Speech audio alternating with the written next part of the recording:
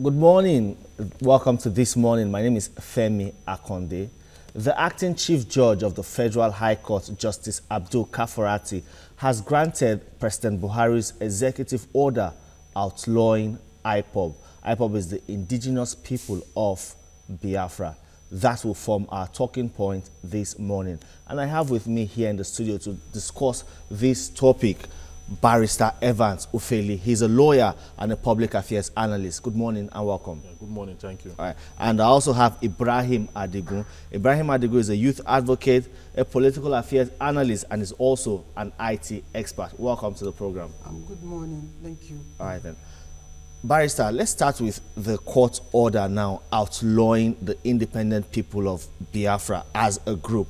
Some people have faulted this order. What's your immediate reaction to this? Well, before the proscription by the military, lawyers and Nigerians have come out to say that it was wrong, given that we have an extant law, an existing law, that is the Terrorist Prevention Act, okay, 2011 as amended in 2013, which actually said that before any group can be proscribed as a terrorist group, such the Attorney General of the Federation, the Inspector General of Police, or we have to bring a motion before the court, okay, motion ex parte, which ruling will be given on and all that. And now that has been done, even though late, it's better late than never. The government seems to have complied, okay, now, and the court has ruled to that effect. But one of the fallout of, or the implication of that ruling or that order by the Federal High Court in Abuja is that, first of all, IPOB is not, there's a presumption that it's not registered in Nigeria, meaning it's not a juristic person, okay? You can run an association without registration. Sure. You can do that. The only thing is that you will not benefit from the legal positionings or benefits. You will not have those benefits, the legal benefits of registering it, but you can run it without registration. Now, the the court granting that order seems, from the eye of the law, because it's not a juristic person or a juridical person, if it's a business name. So you're referring to IPOB as not being a juristic person? It is not, because there's a presumption it's not registered with the CAC. But it's an association. It's an association, a group of people carrying out an activity considered to threaten the sovereignty and unity of the country. Yeah, if an association to that effect threatens the unity and sovereignty of a country, okay, it should be condemnable. Okay, I do not support that in any way. But also, the application to the court should have been names of the following person operating under the name. Okay, because I read in the papers what Barrister Ebun Adigboru has said. He said that proscribing IPOB is faulty in law and should be challenged and set aside by all those affected or to be affected. He says the court cannot make an order against a non-existing entity such as IPOB. Such order, if and when made, is at large and unenforceable. Well, the truth is that the court can make whatsoever order they deem fit to make, depending on the evidence before them, okay? But it does not end there. The adverse party, which is IPOB now, can bring an application on notice to ask that that order be set aside, okay, or appeal against it. So those are the options open to IPOB. It is not the end of the road, because it's a motion ex parte where the other party is not put on notice. You know, the order is even made in chambers, okay? And since the other party is not put on notice, that is IPOB, what will happen is that it's either they appeal against it or they apply to the same court to ask that that order be set aside. Okay, what do you say now that we also read that the Attorney General of the Federation, that is Abubakar Malami, senior advocate of Nigeria, he argued the ex parte motion in which IPOB was joined as a respondent inside the chamber of the judge. That he did what? IPOB was joined as a respondent inside the chamber of the judge. So IPOB was also joined in the matter. Yeah, that's what I'm talking about. IPOB is the respondent. There is no, when I say the adverse party, I mean IPOB. Yeah. Okay. You have the Federal Republic of Nigeria against IPOB. Okay. That is the only respondent in the suit. I've seen the process, I've seen the order. Okay. And to that effect, like I said earlier, the options open to IPOB is to either appeal or, you know, bring their own application asking that the order be set aside. These are when a court makes an order, it does not end there, okay? Because it's not a final arbiter. That particular court, the Federal High Court, is not a final in this issue, okay? So the options open. There are still options open to IPOB to do the needful. Okay. Ibrahim Adigun, say something about this whole agitation, of course, championed by the independent people of Biafra, and the frightening height it has reached that has caused so much tension in the country today, especially in the southeast region. Thank you so much. First of all, I would like to come from where you actually stopped with him, talking about the proscription by the Federal High Court. Yeah. You see, IPOB has made themselves to become an entity. Do you understand? They have become an organization. There are several other peer groups that causes issues and lacuna in the society. And of course, whenever they come together of that nature and give themselves a name, you need to attack them based on their name. And, you know, IPOB, like some other peer groups that are causing, you know, since the military and the Federal High Court has said that they are now a terrorist group, that they have condemned them, they are forbidding them from in this particular country of ours, which is Nigeria. Of course, there are several other groups like that. You have them, I don't want to mention names, there are so many of them that are not registered with CAC, but they cause issues in the society. Now, coming from the angle of what is happening in the society generally, you know, there are many things that happen. If you go around the society, you have Igbos, the Hausas, the Yorubas, all ethnic groups in the society. They live together. They talk together, they eat together, do a lot of things together. But since the beginning and the emergence of this Kanu issue, bringing up the old issue again, eruption of issues like the Igbos want to say, me I'm a Biafra, you permit me to use this Yoruba word, me I'm a Biafra. You know, all those things. You know, it is like bringing up a disunity in the society. And the move that has been made by the federal government and the Federal High Court is a lovely one. I appreciate it.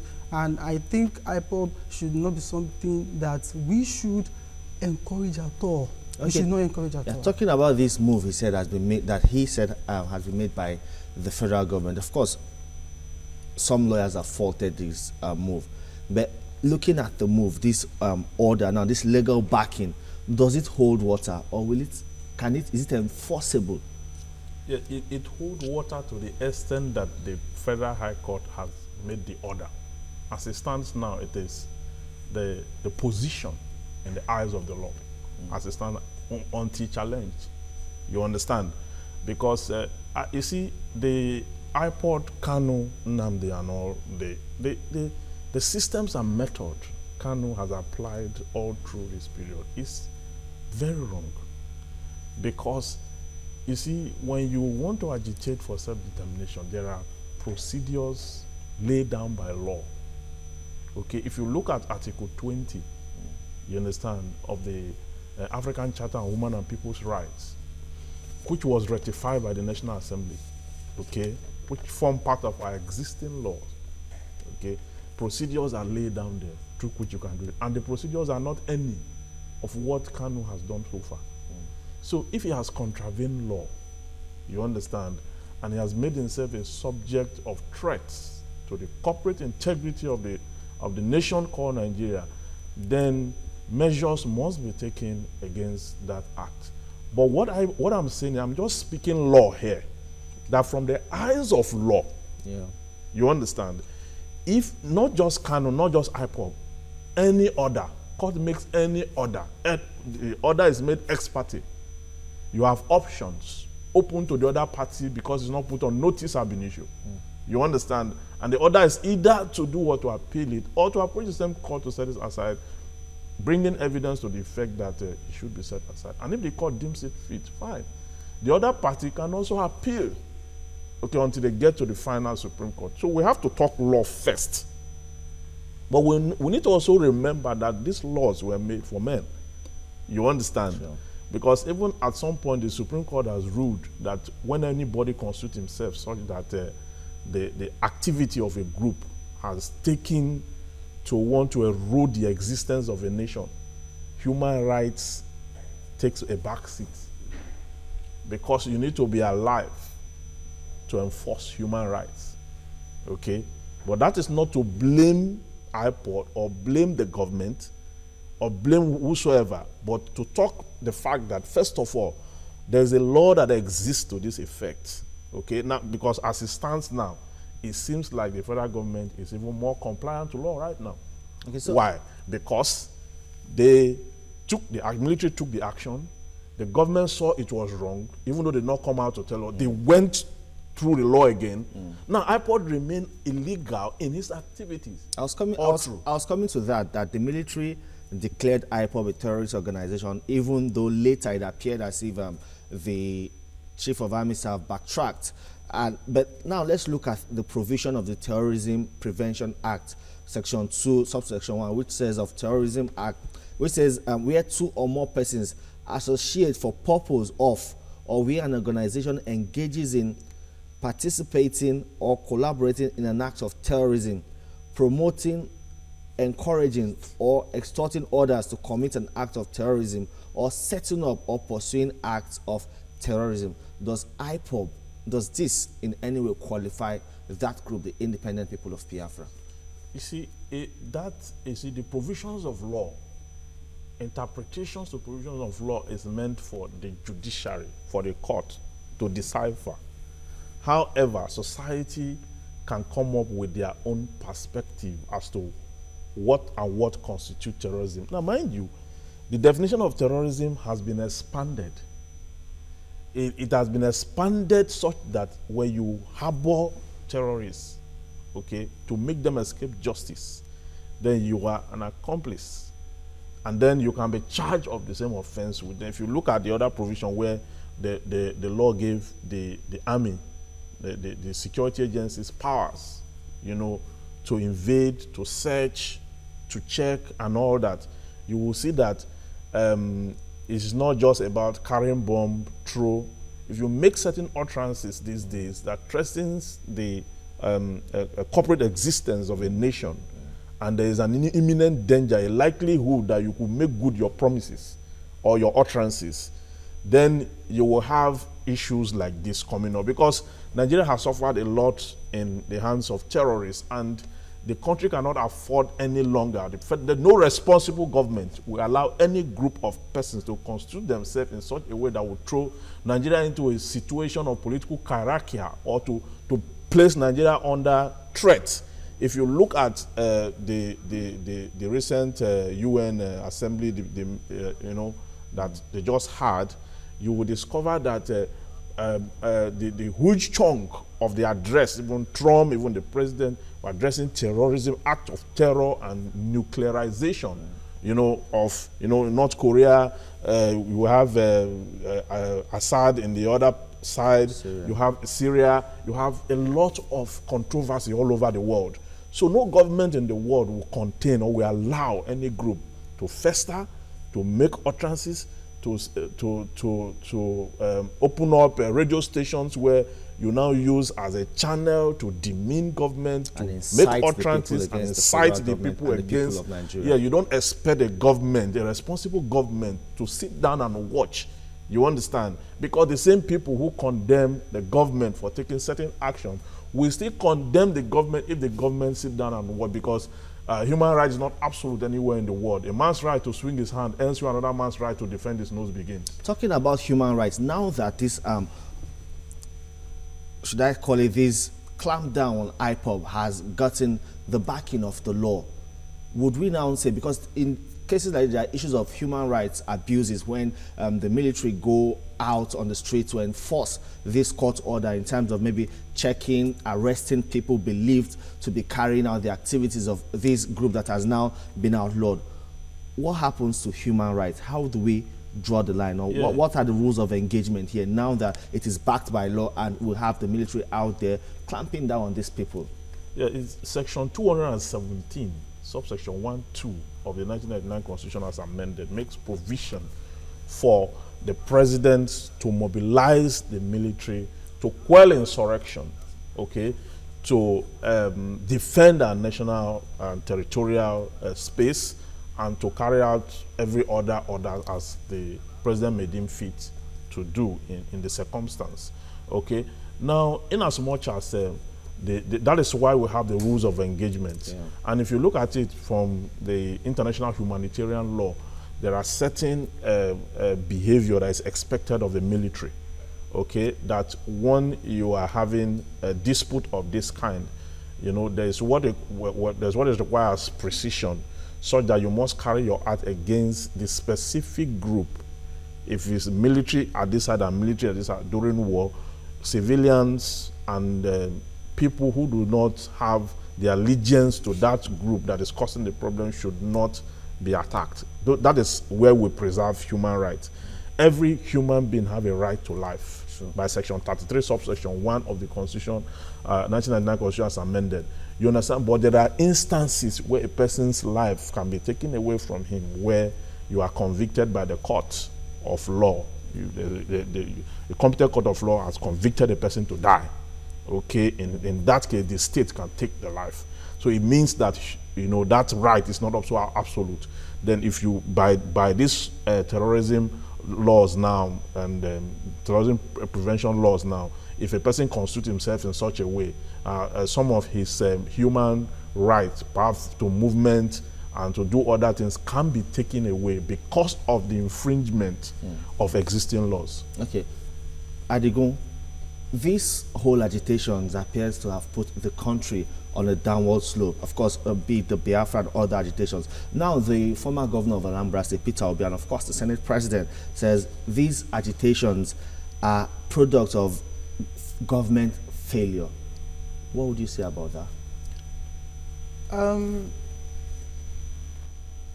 Government failure, you know, when we talk about government failure, we can't discuss that, or we can't tie that to the present government of President Muhammadu Buhari, because the issues that has to do with the society, you know, started long ago, and you know, several things have been happening. You will be hearing one or two things that have been happening.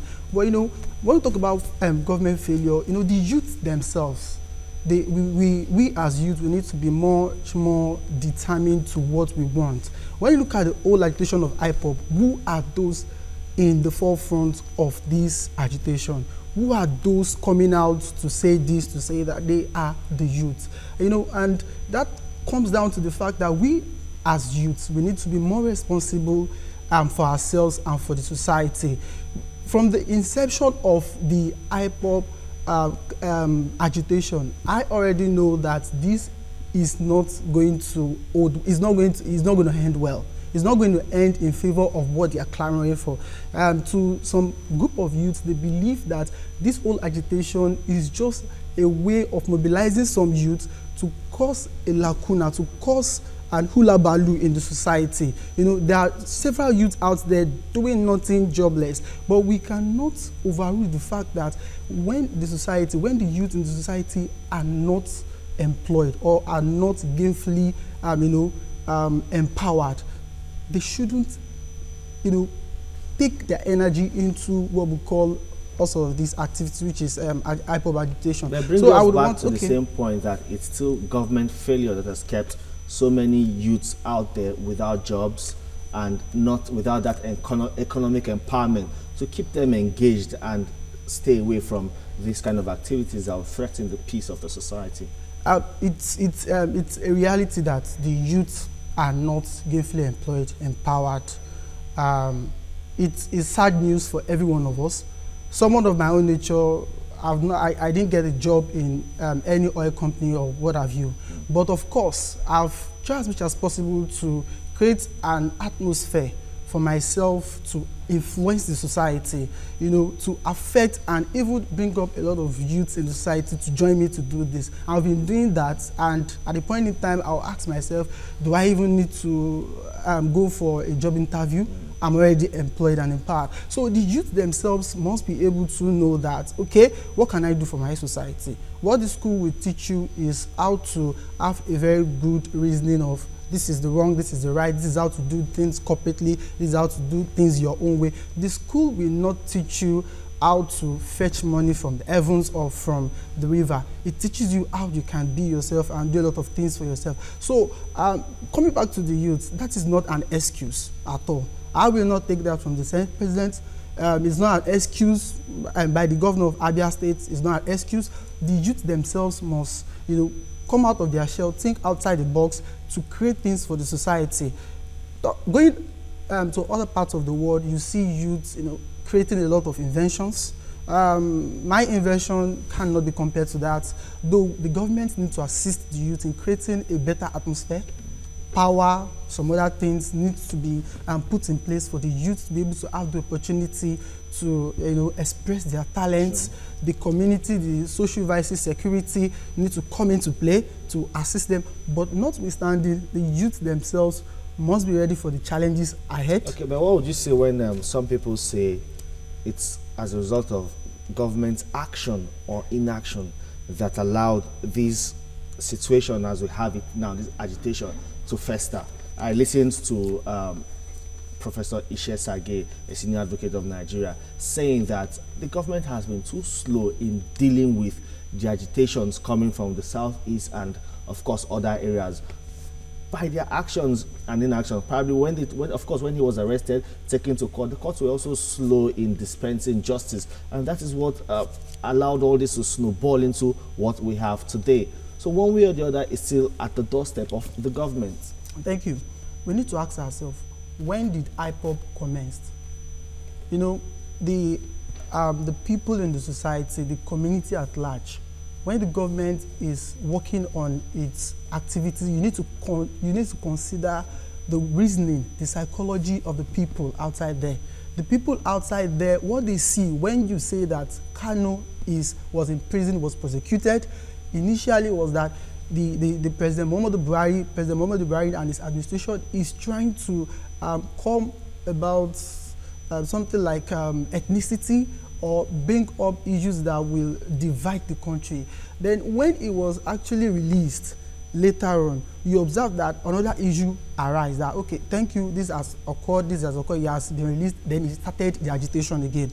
But you know, the psychology of the people on the street needs to be considered when some issues like these are coming up. So when you say the people on the street now, what they are saying is that, thank God, the so-called Kano guy has fled. There's no more IPOB issue in the society. In fact, when I was watching TVC News a few days ago, it was reported by some people that were interviewed that in the society now, there's peace. There's peace in the society. When the old issue was still hot, when it was still at its peak, you see that the society then was not in a state which it was, which it is now. So, Barrister Evans, now, what would you say about government's handling, the federal government's handling of this matter? Of course, like I said, that Ishe Sage also faulted the way the federal government has handled this matter. That is why it has got to this frightening heights. Yeah, you see, at the outset, the federal government already had enough reason to have charged Kanu for other offenses other than treason. You know, he was operating illegal making utterances, okay? I had thought that at the beginning, okay, it should have been tamed, maybe for making expressions of aggression, criminal defamation, and maybe operation of illegal and all those. It should have been, I thought, because if they had done that, perhaps it wouldn't have taken a national dimension. But charging him for treason, you know, attracted a lot of people an issue, and he became so over bloated that upon the application for his bail, you know, to release him, the court granted it, but the federal government, you know, still kept him. Now, in doing that, they made him, because a hero. Yes, it's objective. It's objective. It's economic. It's objective. It's economic. It's very clear, because a lot of people have become freedom fighters, and at the end of the day in Nigeria, they become millionaires. Sure. And this is just one of the many of these things. I mean, because if the federal government had tamed him earlier, and perhaps take him away from the scene, perhaps he wouldn't have gotten to this level. But keeping him for too long and then charging him for treason and making it become a very big issue, such that the whole world is now looking at what is going to come out of this, and that made him popular. He has always wanted to be a freedom fighter, known all over the world. You know, he was in MASOP. He was the chief publicity secretary in MASOP. Sure. But he didn't have that opportunity to create issues like this and shine. So he pulled out and started IPOB. And now he's all over the place making utterances, unprintable utterances against the government. Another serious allegation that has come up is from the Minister of Information, Alhaji Lai Mohammed.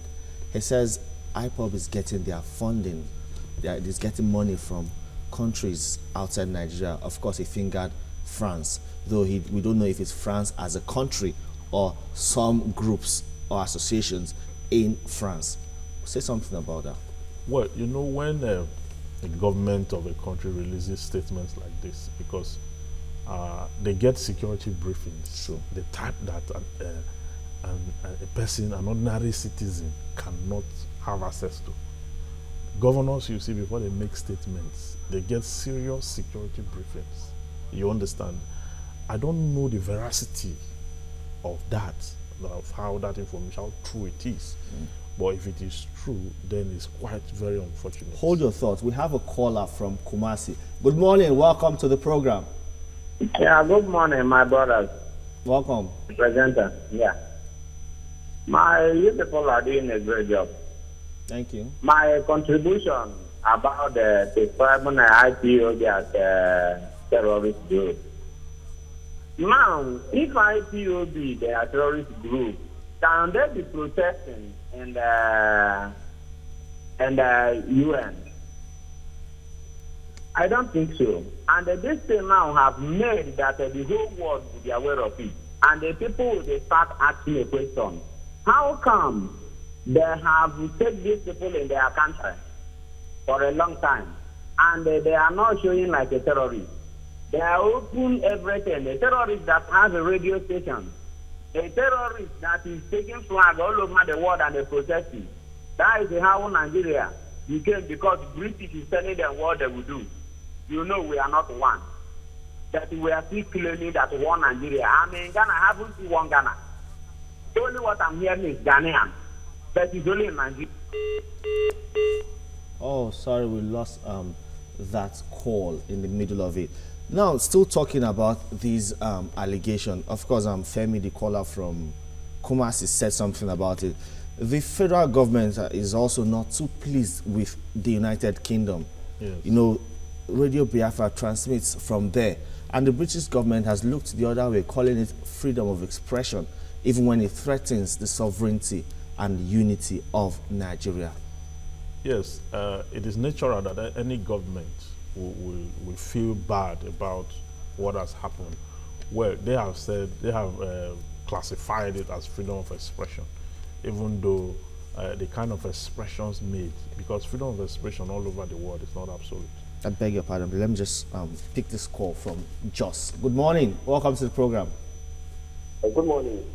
Welcome. Good morning to you, yes? Good morning. Good morning. I'm Ishak Iwa, now I'm calling from there. Thank you. Welcome, Ishak. I think it is a welcome development that the federal government has been able to follow the constitutional lay down process to prescribe IPOB as a terrorist group. I think that is a welcome development. And there's no country in the world can tolerate the utterances. I wouldn't want to glorify the utterances of IPOB as an agitation. This is It's not an agitation.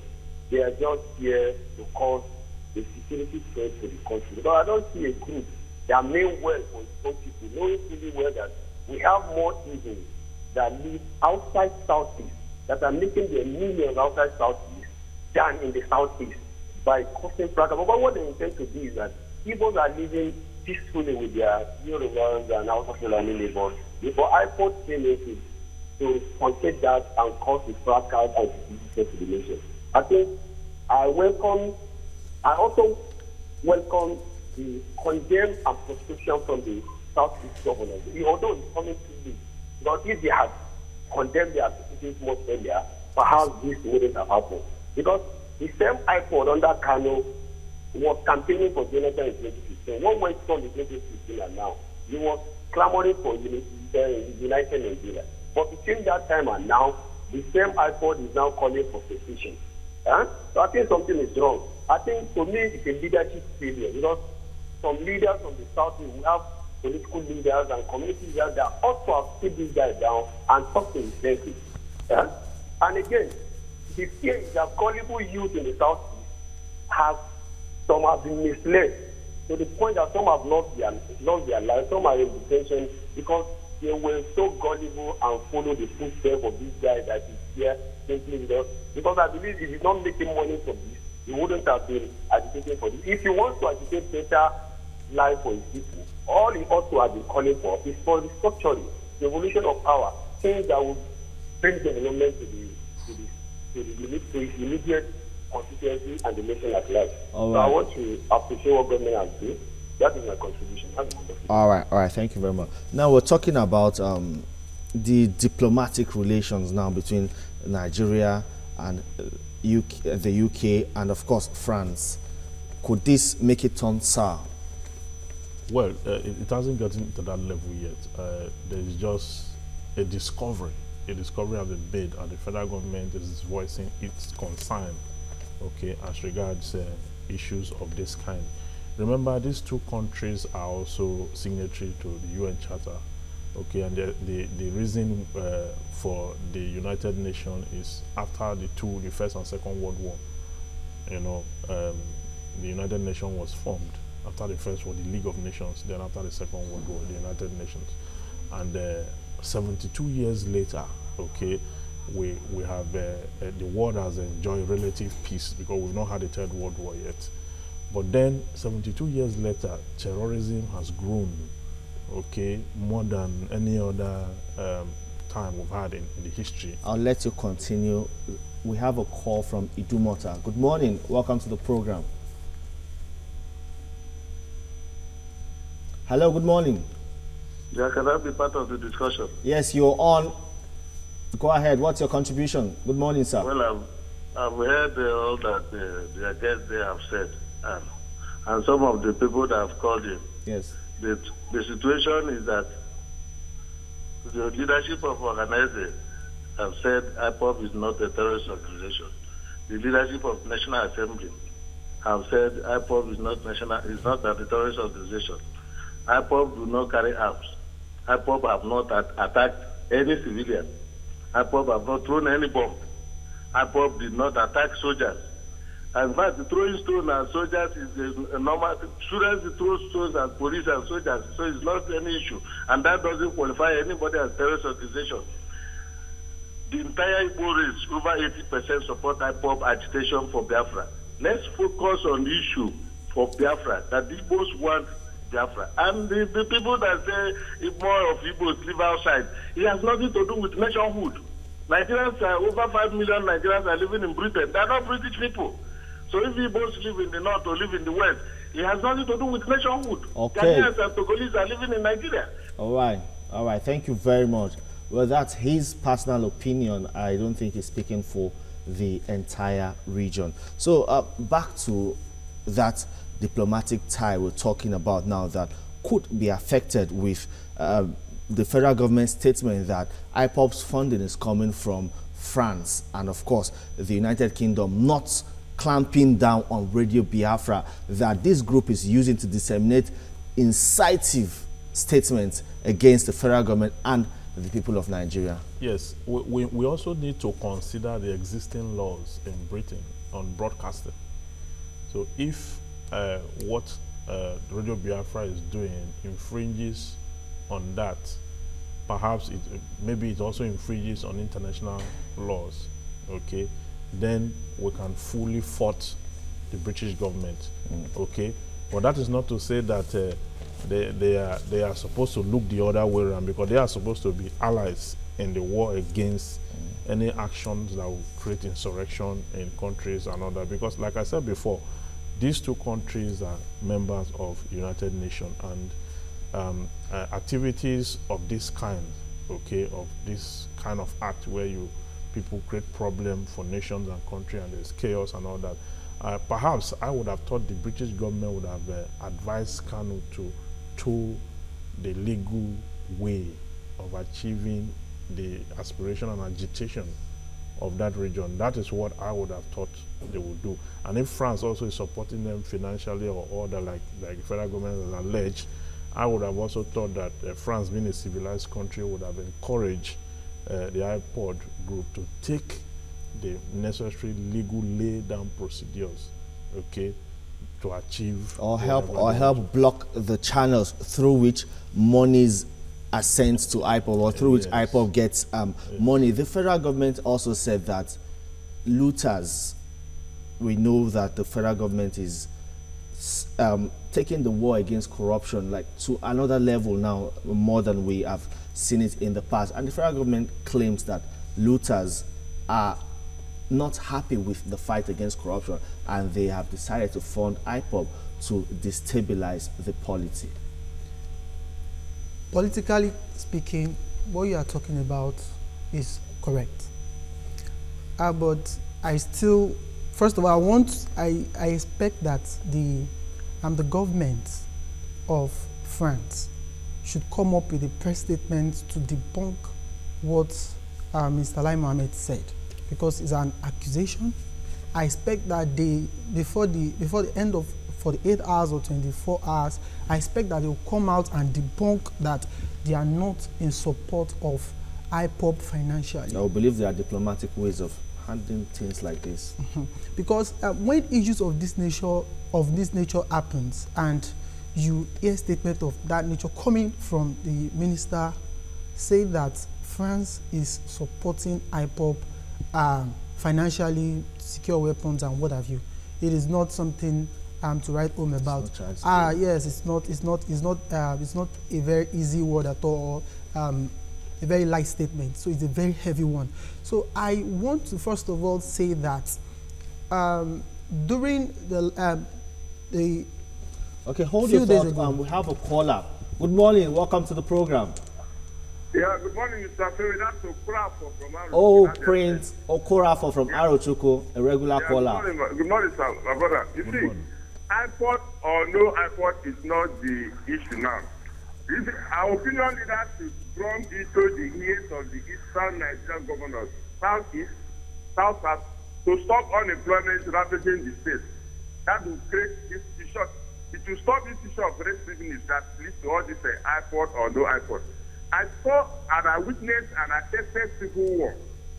So somebody telling me about civil war is just a story. But what I saw as a Nigerian during that civil war, I will never in life agree anybody to dream of such things. God forbid such things. Because if you have witnessed civil war or you have witnessed crisis anywhere in this country, you will never like anything that will bring problem in this country. What I should now let the Nigerian government, that's the youth down there, let them be engaged. My brother told me here, you are here now presenting this program in the absence of Mr. Yodi. Now, that's a job you are doing. Now, are you telling me that all those boys we see on the screen, carrying all this flag, all this, they are engaged 247 or 8 hours in a day? Would they have that time of coming to this? They will not have that time. The question is that we Nigerians as a country, we look at the symptoms of problems or sickness. We are not going to the causes of this. By the time we go to the causes of all these things, I bet you all this issue of agitation, restructuring, name them, will stop. Now look at what is happening now. We said ASU went on strike, students went on compulsory holiday. What did you see? Go around and come back. Take the statistics of what happened during that ASU strike and come back. You will not see the problem that ASU strike has generated. And even the doctor strike. These are the things Nigeria should be looking into. We should not allow all these things to go because, like I told my students in the class, say, look, 2001, if you allow any crisis or any problem to start in a place, it will not stop it today forever.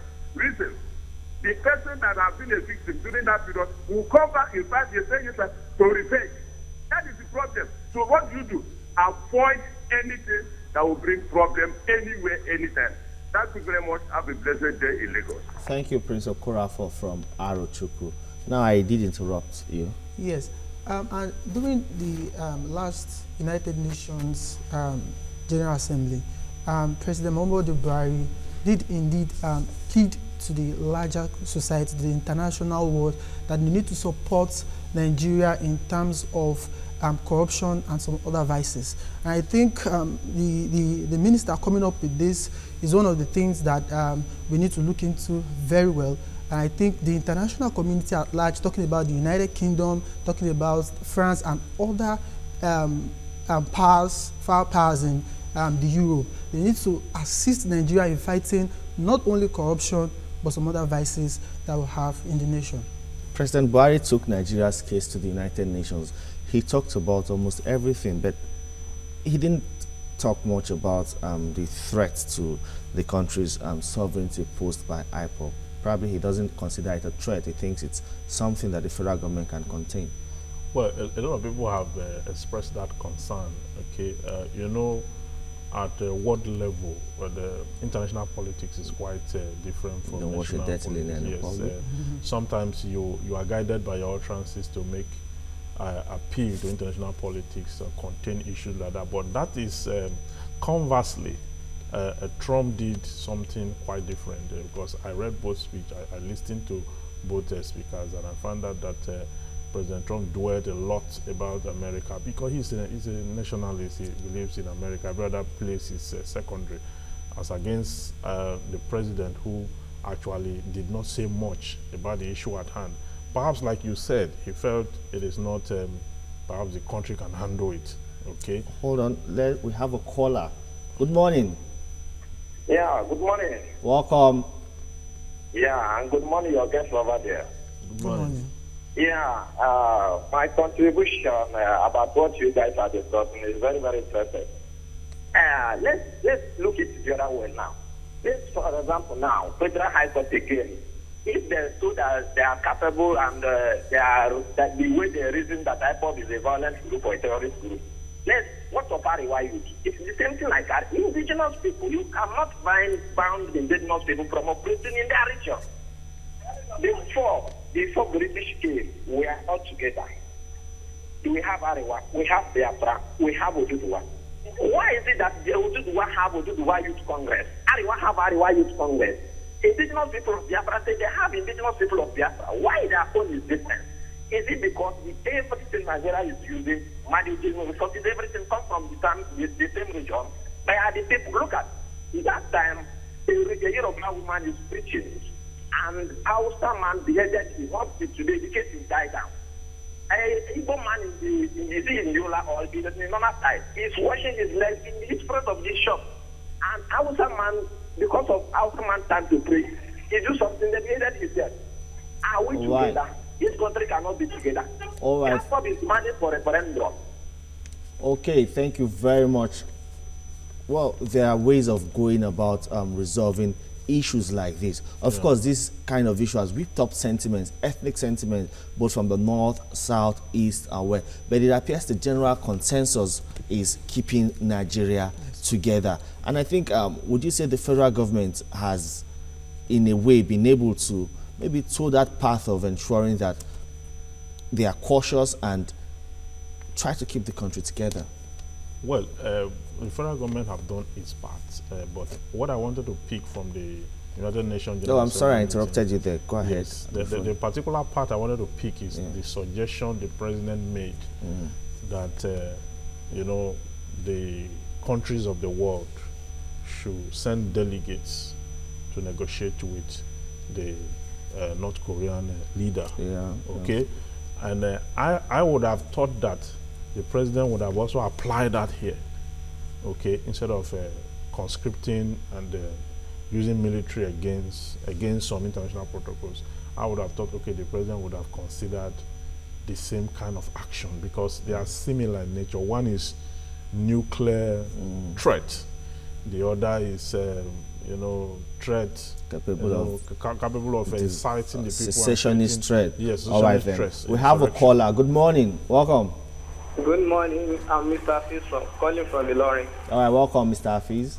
I give kudos to the guests in the studio, especially the barrister and the guru IT, in person of Mr. Ibrahim. Thank you.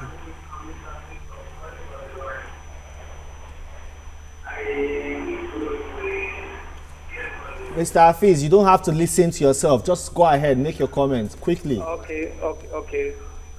First of all, I think the most important to us as Nigerians is the unity of this country. And a critical analysis of the situation on ground is going to make it easy for us to really explain the issue without being biased. If you can explain the activities of IPOB, we have watched the videos. You are well aware of this. You will appreciate my point better by remembering what transpired in the video. Considering the hate speech made by Nnamdi Kanu and some other things that they engage themselves in, like killings. You, the journalists, you have given us information that certain people who are not Igbos, especially the Hausas, some of them were killed. Most of that cannot be verified. Okay, if it cannot be verified, what about the actions taken by the government? Because there's so much propaganda out there. There's so much propaganda out there. Yes. Of course, through the social media, we've seen different videos, and some of these things didn't even take place in the country. Some of the videos were 2012 videos and all that. So I think the people who use the social network media also incite. Perhaps we should begin to also look at the law, the Cybercrime Act, Section 24 of that law, have made adequate provision as to whoever uses the social network media to incite or to create a problem of this kind. It's an offense, really, and Nigerians out there should know that you don't bring in old and videos from other jurisdictions to add up to the heat on ground, okay? Even though we said, okay, that the action of the military was wrong, and then they've gone to rectify it. Even though between these people have died, we should also be cautious the way we use our Facebook, the way we use our Twitter handles, and every other social network. All right, we have a caller. Good morning. Welcome. Good morning. Good morning, sir. Welcome to the program. Thank you. Go ahead with your contribution. Is very brief. The Igbos are a very, very intelligent and enterprising people. They have made great contributions to the development of this country. What I see they fail to do is their politics. The Igbos do not queue up behind their political leaders. We have a great man in this country called Ekweme. We have people like Anyaoku, a great man for this country. What should do is unite behind their political leaders and prepare them to national level to represent them. That's all Nigeria needs. I'm an Igala man. If you give me a choice, I would want an Igala nation. The Tarabas will want Taraka nation. Every single tribe in Africa would want their own country, which is not possible. All we have to do is unite and build a great country. Nigeria is great out of Africa. America is great out of America. Britain is great out of the UK. All we need is peace and unity for us to grow a nation that we can propel to international level. Thank you very much. Thank you very much, sir. Now, let me let you say something about the use of social media now, the way people have been able to push negativity. We've seen different videos just for propaganda's sake pushed out there to send the wrong signal, capable of even inciting people, inciting one tribe against the other. First of all, I would like to say that the federal government needs to do more in terms of the our infrastructure in terms of ICT. We are not there yet. We are not there yet. There are a lot of ways that informations could be tracked. When you post an information on Twitter, on Facebook, there are several ways and medium which you can use to track the information, the person sending the information, the location, and a lot of things. Well, here the military is doing that already, but does it not in any way infringe on our rights, probably in freedom of expression, press freedom, and some other things? I think, based on what Barrister said, we need to look into the cybercrime laws. There's need for amendments in that law. You know, as a citizen of a nation, you cannot just go on social media and post an information, because what happens is when you post an information on Facebook or Twitter, millions of people go through the message instantly, and the vast majority of people have that information, and the effect of that message to them is going to be, you know, immediate. All right, then we have another caller. Good morning, welcome to the program. Hello, good morning. Yeah, good morning, sir. Mr. Emmanuel, welcome to the program. Let's have your contribution. Thank you very much. Please, I want to contribute. Go ahead. Yeah, right now that federal government said that the IPOB is a terrorist organization, are they going to continue voting in the eastern part of Nigeria, or are they going to stop voting? Because I know that terrorists cannot vote. No, the federal government just outlawed the activities of IPOB. Of a group. Of a particular group. So, yeah, and it didn't in any way stop the state. Yeah, yes. The state from functioning. Economic, business, political, social activity is still ongoing in that part of the country. So that is not a problem. Okay. Let me also tell the listener that that is the Federal High Court. The group still have options to challenge the said ruling. So it is not final.